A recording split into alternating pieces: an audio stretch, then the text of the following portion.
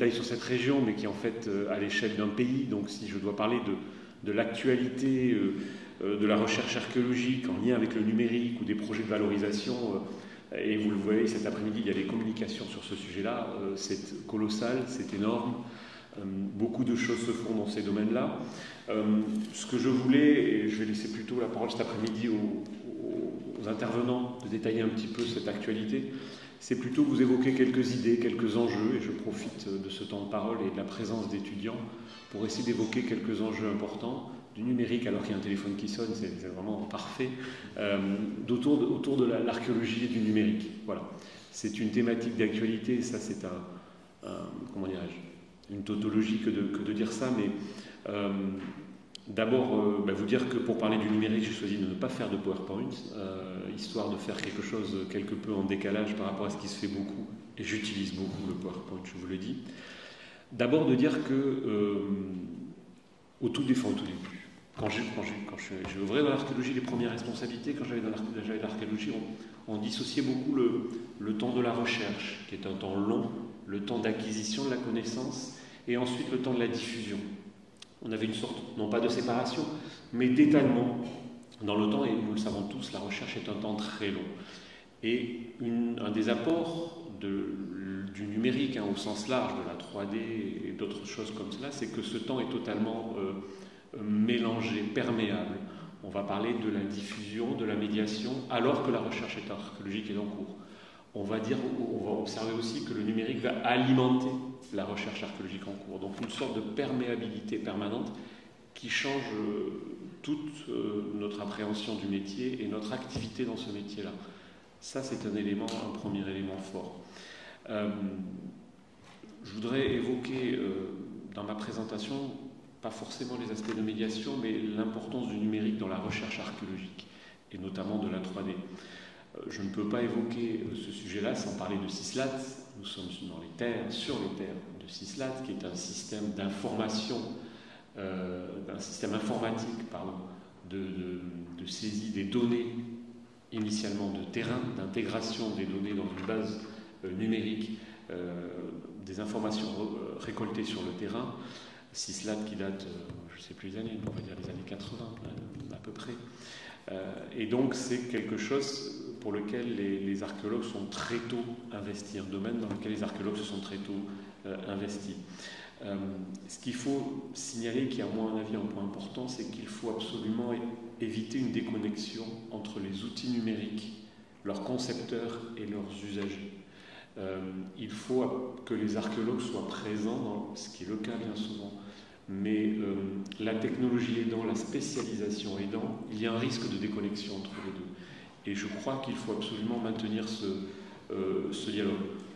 On parle maintenant depuis une vingtaine d'années à peu près de la révolution numérique, avec tout ce que l'on met dedans et toutes les évidences qui peuvent être dedans, mais on l'observe bien, le numérique est maintenant présent sur l'ensemble de la chaîne opératoire de l'archéologie. Plus uniquement sur la valorisation, la diffusion, mais dès la saisie de l'information sur le terrain. Et au plus proche de l'archéologue sur le terrain, je vais revenir là-dessus. L'autre point que je voulais évoquer, le premier, c'est la saisie des informations archéologiques. L'archéologue et l'activité archéologique est pourvoyeur de données d'informations, c'est même le creux du métier. Et c'est la saisie directement sur le terrain de ces informations. Je pourrais citer l'exemple de la fouille de la Robine, pas très loin d'ici, vous le reconnaîtrez, qui a utilisé la saisie numérique sur tablette tactile des informations lors de la fouille sur le terrain. Et donc, cette pratique nouvelle à laquelle j'ai participé, qui offre une étendue de possibles très très large, enlève pour les générations futures ces fameux carnets de fouilles, ces écrits, ces documents dans lesquels l'archéologue enregistrait les données, mais les enregistrait parfois avec des informations personnelles, voire des croquis personnels. Et pour les archéologues les plus anciens d'entre nous qui sont revenus sur ces carnets de fouilles des années 60, des années 50 et on remonte avant, c'était un plaisir d'aller retrouver ces écrits, cette façon d'écrire, cette façon de dessiner, ces commentaires parfois truculents sur la journée, etc. etc. Donc La place du numérique sur le terrain, la saisie des données objectives est un outil fantastique, mais nous enlève aussi une certaine façon de faire de l'archéologie, une façon d'entrer dans l'histoire de l'archéologie. Je ne dis pas que c'est mieux, que c'est moins bien, on n'est pas du tout dans ces débats jugeants, mais c'est quelque chose dont il faut prendre conscience. Ils vont se priver des belles fautes d'orthographe, des graphies lisibles, des papiers jaunis, mais aussi de cette perception peut-être plus humaine de l'archéologie, qui est une science humaine, rappelons-le. Et donc cette entrée numérique, non pas nous enlève, mais est un élément important par rapport à ce métier d'archéologue sur la place du terrain, et donc quelque part enlève encore une notion de subjectivité par rapport à cette pratique, et là je parle bien de la phase de terrain. Ensuite, on le voit, les représentations 3D se multiplient, mais il ne faut pas oublier, et plus on avance, plus les choses sont réalistes, trompeuses, qu'on n'est pas dans l'objectivité. On est dans une représentation de l'état de la connaissance. Malgré la qualité des relevés, et on le verra cet après-midi avec les choses extraordinaires qui sont faites, on reste aussi dans un relevé qui a une marge d'interprétation, et c'est important qu'elle garde cette marge d'interprétation, puisque c'est toujours un état de la connaissance. Et je pense qu'il faut garder cette appréhension des choses. Ensuite, évoquer aussi les conséquences du développement du numérique sur la pratique de l'archéologie, et notamment sur l'usage des normes. Tout informaticien, sans aller à dire qu'il y a un esprit binaire, va avoir une entrée normative de l'archéologie, et du numérique, et donc va quelque part imposer des modalités de saisie, des modalités d'enregistrement qui s'intègrent dans un schéma informatique. Et donc cette normalisation, elle doit aussi être le fruit d'une réflexion archéologique et pas uniquement d'une réflexion informatique et technique.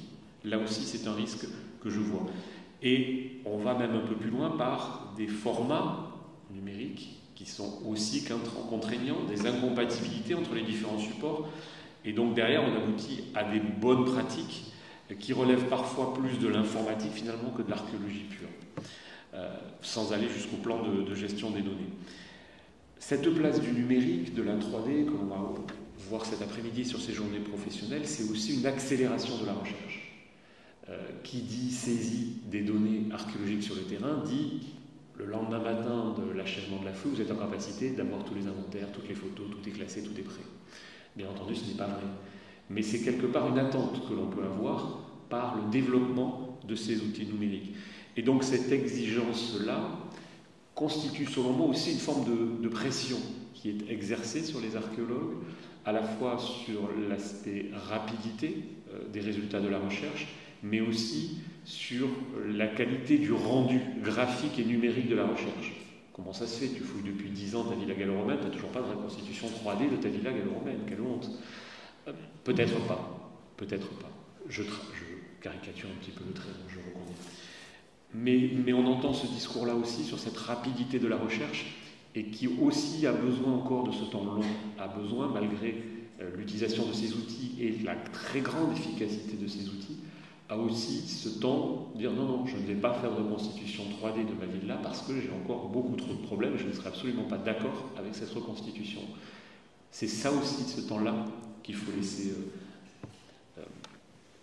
conserver, sans parler de productivité. Ce développement de l'outil informatique et des données numériques, pardonnez-moi, mais il y a aussi des enjeux économiques, des enjeux écologiques. On ne peut pas, c'est une journée professionnelle, faire l'économie de ces débats. Alors, je ne voudrais pas engager le couplet vieux, enfin voilà, je ne vais pas faire la vulgarité, mais il y a aussi un coût économique, un coût écologique par ce développement des data centers, des outils informatiques, des tablettes numériques. Et donc, cette course au rendu, cette course à l'utilisation de ces outils-là ne doit pas nous empêcher, parce qu'il y a des résultats extraordinaires, à réfléchir sur nos pratiques individuelles, collectives vis-à-vis de ces outils.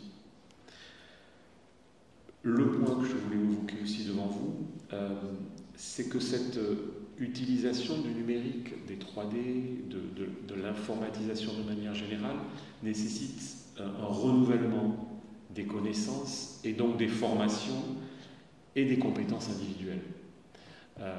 On est très vite dépassé. Je suis très vite dépassé.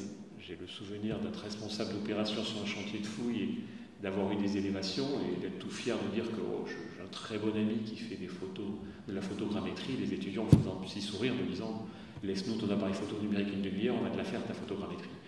Donc, ça y est, là où moi je pensais qu'il fallait un expert pour faire la photogrammétrie, bon, c'était il y a quelques années, non, les étudiants savaient déjà maîtriser cet outil-là, avaient déjà des logiciels libres de droit, libres d'accès, pour pouvoir faire de la photogrammétrie très sérieuse. Donc, il y a cet enjeu-là de renouvellement des connaissances et de nos capacités à nous, archéologues, vis-à-vis des outils numériques. Je ne peux pas non plus ne pas évoquer la question du stockage de ces données-là, du format de certains fichiers que l'on n'est plus en capacité de lire. Je ne suis pas sûr que tous les relevés topographiques faits dans les années 80 avec des théodolites laser soient tous utilisables de nos jours. Et donc, ça interroge sur la capacité, pour le coup, qui est une mission régalienne des services de l'État, de stocker, de recevoir, d'archiver l'ensemble des données numériques produites dans le cadre des activités de recherche et de valorisation. Comme je le disais, recherche et valorisation sont parfois mises dans un seul et même outil, un seul et même produit fini, et donc c'est la capacité des services de l'État et des laboratoires, c'est-à-dire des acteurs et des producteurs de données numériques, mais c'est dans les missions fondamentales des services de l'État d'être en capacité de recevoir, d'accueillir, de conserver ces données numériques. Autant vous dire que ce n'est absolument pas le cas.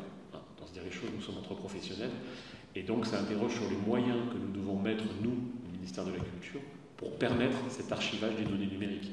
Je pourrais évoquer comme exemple les relevés 3D des grottes ornées en Occitanie, qui constituent un volume énorme et colossal à stocker pour le service régional de l'archéologie. Et ça interroge aussi sur nos capacités et nos outils pour lire ensuite ces données-là. En fait, les propos que je tiens devant vous là depuis quelques secondes, qui, je sens, refroidissent bien l'ambiance, ne sont pas faits pour ça. Ils sont faits en fait simplement pour nous appeler tous, archéologues, acteurs de la médiation, personnel des musées, simplement à nous interroger sur les effets, sur les enjeux de cette culture numérique. Voilà. Ne pas se laisser piéger par ces magnifiques résultats que vous allez voir, dont je ne conteste pas le résultat et personne ne peut le contester, mais d'avoir ce temps de réflexion par rapport aux outils que l'on utilise et vis-à-vis des enjeux que je voulais évoquer. L'autre point, si dans les exemples du numérique et de l'utilisation, c'est relevé, je l'ai évoqué tout à l'heure, celui du relevé 3D, du relevé photogrammétrique dans le cadre de l'archéologie du bâti. Ce sont des résultats qui sont tout à fait passionnants, mais pour avoir eu encore des échanges récents, pas plus tard que cette semaine, où il y avait une opération archéologique de relevé du bâti, de numérique, qui allait avoir des résultats fantastiques, où j'ai eu le malheur de poser la question, mais pourquoi vous faites ça? Quelles questions vous vous posez? Quelle est la problématique scientifique derrière les outils que vous utilisez? Je n'ai pas eu de réponse, parce qu'il n'y avait pas eu cette réflexion préalable sur mais pourquoi on fait ce relevé? Alors oui, de faire du relevé numérique, ce n'est pas destructif, ça n'enlève pas du sédiment, ça n'enlève pas de... Non, on peut en faire un, on peut en faire deux, on peut en faire 30, mais ce sont des outils. Quelles questions vous vous posez vis-à-vis du monument qui justifie que vous allez employer tel ou tel outil? Et donc il y a le piège du spectaculaire du résultat, et que je ne conteste pas, bien évidemment, mais ce résultat ne doit pas occulter les principes fondamentaux de la recherche, qui sont ceux de la problématique, de l'expérimentation, de la publication et de la confrontation des résultats acquis. C'est aussi notre capacité, finalement, que j'interroge ici, à revenir parfois sur des fondamentaux, c'est un peu ce que j'expliquais ici à la fin, qui sont des fondamentaux de la recherche, simplement, de la recherche archéologique, quel que soit le domaine de la recherche.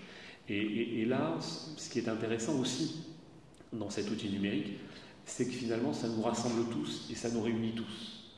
Les chercheurs, je disais les personnels du musée, les professionnels de l'informatique, mais aussi il y a un volet artistique, créatif parfois dans ces outils-là. Et donc quelque part, c'est aussi rassembler la recherche avec des domaines liés à la création, au graphisme, et j'ai un regard tout à fait favorable par rapport à cet état des lieux. Mais non, il n'y a pas de mais. C'est un regard tout à fait favorable par rapport à cet état des lieux. Et donc, c'est sur cette note plus que positive que je voulais terminer. Et finalement, je rejoins le propos que j'avais au début. Ces temps d'échange professionnels sont des lieux de partage pluri-institutionnel, pluriprofessionnel, qui sont tout à fait favorables et auxquels je suis très heureux de participer au moins ce matin. Merci de votre attention.